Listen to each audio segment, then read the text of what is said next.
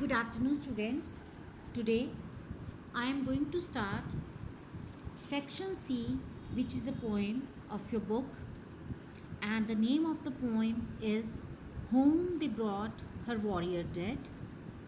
This is very emotional poem. It is written by Alfred Lord Tennyson. Before I explain the poem, let us talk about the poet as it is written by Alfred Lord Tennyson. He was a very famous poet and born on 6th August 1809 in England. So very surprisingly, students, naturally or by chance, today is also 6th of August. So you can say that we are talking about his poem on his birthday. He started writing poetry at the age of 8. When he was only 8 years of age, he started writing poetry.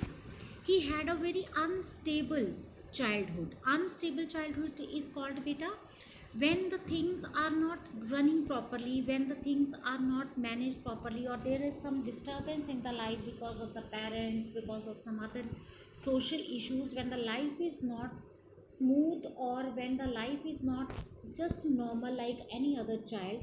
That's why it is called unstable childhood. So these uneven experiences brought variety in his poetry. He loved penning lyrics in Victorian age. Loved penning lyrics means he loved to write poetry in Victorian age. So again, before I will start the poem, let us talk about something which is talked here. So as this poem is about the warrior, the soldier who gives away his life to save his country. He worked hard, tirelessly, endlessly, till he breathes last. And finally, when his body is brought to home, very emotionally, touchingly, the whole scene is described here. At that time, what is the situation of the family members? This can be the situation of a mother, father, sister, or wife. So, here in this poem, particularly, the wife of this warrior is brought in the picture. We know, students, that the life of the soldiers is in any case not easy life. For them, life is not about bed of roses. For them, life is actually full of thorns. And that too, when they choose themselves to have thorns in their life. It is very easy for anyone to accept comfortable life, but it needs courage to choose to become a soldier, because we all know that in any case the life of any other person can be comfortable, but the life of a soldier can never be comfortable. So in your book warm up, I would like to read once. At India Gate, New Delhi, you can see the Amar Jawan Jyoti. How many of you have gone to Delhi? You might have seen there is an Amar Jawan Jyoti beta, or the flame of the immortal soldiers. In English, what it is called? The flame of the immortal soldiers, commemorating Indian soldiers who died defending. This is for what this Amar Jyoti is meant there.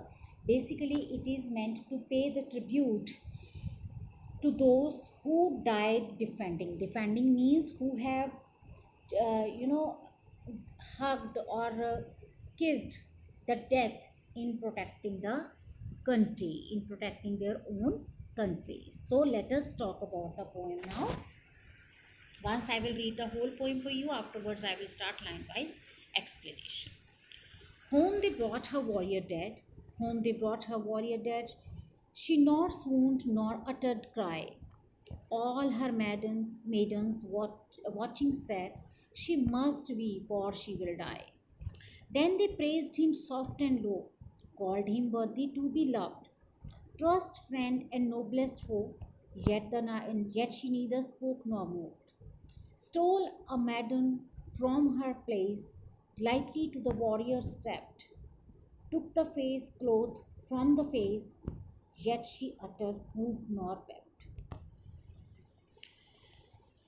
Rose a nurse of 90 years, set his child upon her knee. Like summer tempest came her tears, sweet my child, I lie for thee. So, this is a poem written by Alfred Lord Tennyson. Maybe some of you have some understanding after reading this poem. Maybe some of you have not understood anything, but I request you all read the poem once and try to understand without any other explanation. Okay, so now let us talk about the stanza wise explanation. So, first stanza says, home they brought her warrior dead. She not swooned nor uttered cry. All her maidens watching said, she must weep or she will die. Home they brought her warrior dead means, her warrior here means a soldier who is dead now. The soldier who has given away his life in the protection of the country and who is no more now, his body is brought to his home. So, home they brought her warrior dead. Her dead warrior is brought to the home. She not swooned nor uttered a cry. The word swooned means she is completely lost. She is unconscious just because she is in great trauma. She is in complete pain. She is not able to react. She has become completely statue. So she not swooned nor uttered cry. She is lost unconscious. She is just a dead. All her maidens watching said, those maidens means the females who were trying to help, or maybe they were working with her. So all those women who were there, they all were watching and they all said, she must weep or she will die. What they were saying, that she should weep, she has to weep, otherwise she would die. Why it is said that she would die if she would not weep? Because, students, it is believed when we have some sort of pain in our heart, or some sort of, we are going through some troubles, we are disturbed inside, if we will cry, then with the cry or with the tears, we will somehow feel relaxed. Whatever the pain we have taken inside, with the tears it will come and we will be relaxed. That means we will become stronger comparatively. But in case a person does not cry even after seeing the death of the closed one, the loved one, then the person will ultimately become stone inside. That means the person will afterwards, there can be so many other difficulties which can come to that person. So for the safety of that girl, or the lady, they all, the maidens thought that she must weep or she will die. So the poet describes the reaction of a woman when her dead husband, who was a warrior, was brought home. Her grief is so immense. She was so badly in pain. She was so badly in pain. She was so deeply hurt in pain that she does not cry. That she could not cry means she doesn't understand. She was so badly hurt that she was not even thinking of crying. She could not make it. She didn't faint or make any noise. Her friends and maidens watched her. Her friends and maidens were watching her. They became worried about her because she did not express herself on the death of her husband. So the ladies all thought that she should definitely cry or she will die. Next paragraph is, then they praised him soft and low, called him worthy to be loved, truest friend and noblest foe, yet she neither spoke nor moved. So then they praised him soft and low. They started adopting different method so that the girl may feel some emotions and she may give a reactions, and finally she may cry. The main purpose of everything behind the whole poem is that the girl should cry. So what they started doing in hope of her tears, then they praised him soft and low. What they started doing, they started praising this man, her husband, softly and slowly. Means they started talking good things about her husband. Called him worthy to be loved. They started calling him that he is worthy to be loved. He deserved to be loved because he has sacrificed his life for the country. He was a true son of the country, so he deserved to be loved. truest friend and noblest foe, that he is the truest friend and noblest foe. Foe is what, beta? Who is the enemy? So he is such a noble person. Yet she neither spoke nor moved. Even after listening these words, she did not move. No reaction she gave. Even after that, she remained still, the same stoned image. She did not react, she did not cry, even after listening all this praise of her husband. So, visualizing the condition of the lady, the people around the dead soldier started praising him when they realized that this girl is not giving any tear, which is must for the life of this lady. What they started doing, they started praising this man who is dead now, the soldier who is dead now. They talked about his life, about the good that he did. They called him worthy to be loved, and they talked about the kind of a friend he was to them. They called him true and noble even to his enemy. Although the people around her graved and recollected the memories, the wife of the dead man did not speak nor move. Nor move here means whatever the situation she was handling, she was behaving like a stone, like a statue. So she did not move, means even after listening all the praise, she controlled her emotions. She remained still. No one knew what was going in her mind. She was in a state of shock and had turned into a stone. This was a reason main that the females wanted her to cry, because she was under a great state of shock. Because when in such situation a person controls the tears and do not cry, then this is ultimately dangerous for the health of that person. Because it is also important to shed tears when we are in pain, when we are emotionally broken, because at that time if we control our tears, ultimately it will affect our health, because maybe we get some cardiac issues, heart issues, maybe we get some brain stone, stroke. So just for avoiding all such situations, they all wanted that she should cry, but she was not moved even when she listened the whole praise of her husband. She was in a state of shock and she had turned into a stone. No word, no memory brought tears to the widow's eyes. All their efforts to bring tears in the eyes of this lady went in vain. She was yet unmoved. Still, she was not emotionally touched. Perhaps she was unable to accept the death of her warrior. This also could be the reason that she was not able to accept that it is a fact that her husband is no more. This also happens sometimes. We have seen in the lives that the one whom we love so much, all of a sudden when we get the news of death of that person, it is something which is not acceptable. Some people immediately react and some people do not accept this fact. So maybe she was not accepting this fact, that's why she was holding her tears.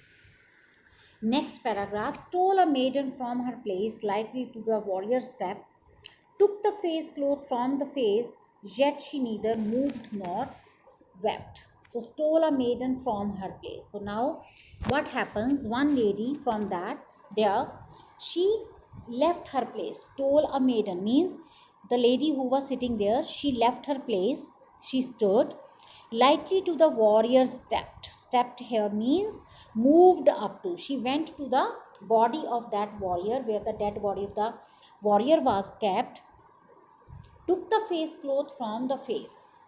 Yet she neither moved nor wept. What she did, when this lady stood, she went close to the body of that soldier and she removed the face cloth from that soldier's face. Yet she neither moved nor wept. So, what was the intention when this lady removed the cloth from the face of this soldier? She thought, she expected that when this lady would see, when this wife of the soldier would see the face of her husband, her loving husband, and when she will see this is dead now, at that time, maybe after watching the whole scene, she would react, she would, move, and finally she will give some tears. So with this hope, this lady moved from her place, uh, and then she just removed the cloth, but even her this trick could not work, because neither she moved nor she wept. Neither means it could not make any difference in the expression of this lady. So, as the woman still refused to grieve, one of the young women present there walked up to the dead man and removed the cloth that was covering his face.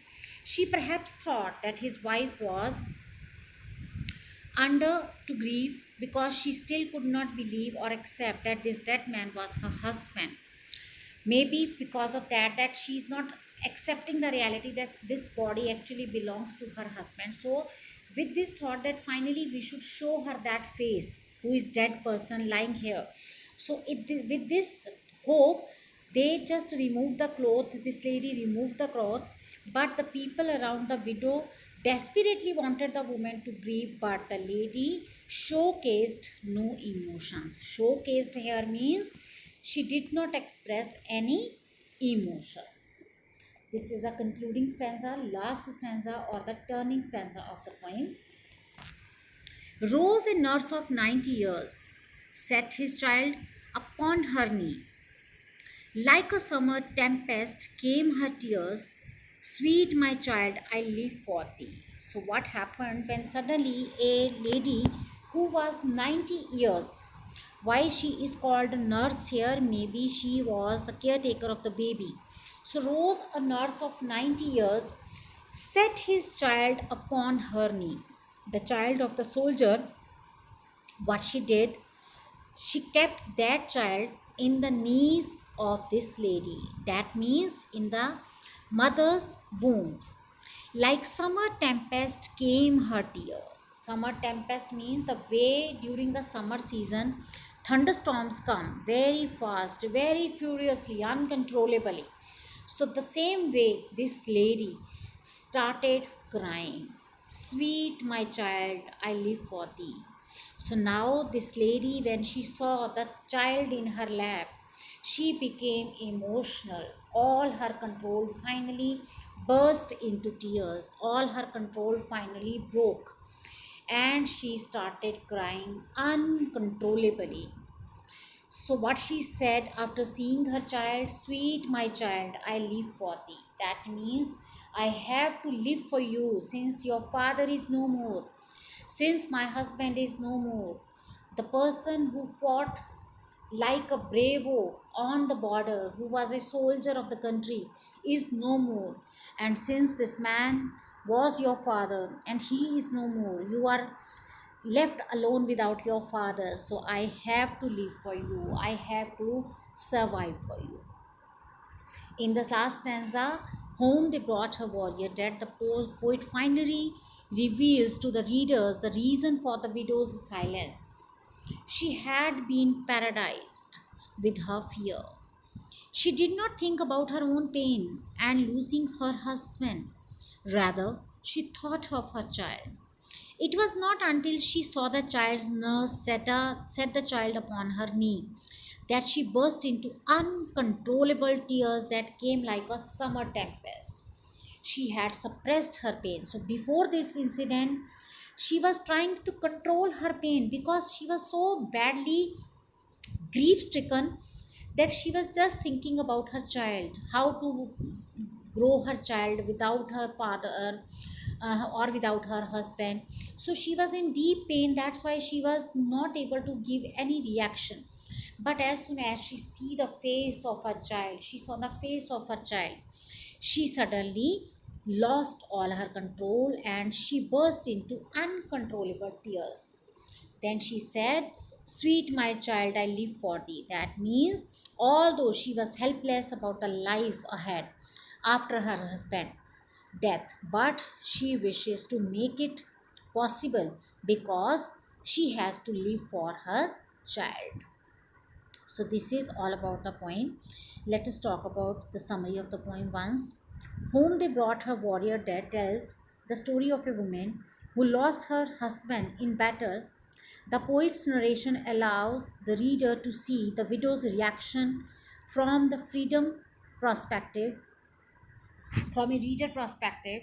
The reader therefore aids to identify and experience the confirmation at the action and same conclusion for her with her crowd. And there are the first few stanzas, the widow is not crying, or she is just controlling her tears. She has lost her husband, but even after that she is controlling. However, the last she is however, in the last stanza, the female ultimately cry, because when she saw her child in her lap, she suddenly gave the reaction, which was a burst of tears. Right, students? So this is all about the poems summary. Beta, about the literary devices I will talk in the next video. So this is all about your poem, whom they brought her warrior dead. This is a month of August. This is a month of the soldiers who have brought independence to our country. We should not forget how they all save us, not only at the time of independence, but even today. They are sacrificing their life even now when the whole situation of COVID is going on. We know how many times China has attacked our country, how many times before that Pakistan has attacked our country. So many soldiers have sacrificed their life. We should always remember their sacrifices, the life that they are giving just to make us sleep peacefully. So never forget their sacrifice. So salute your soldiers. Thank you, students. Thank you so much for listening. Literary devices I will discuss in small point video. I will create the next one. Thank you, students.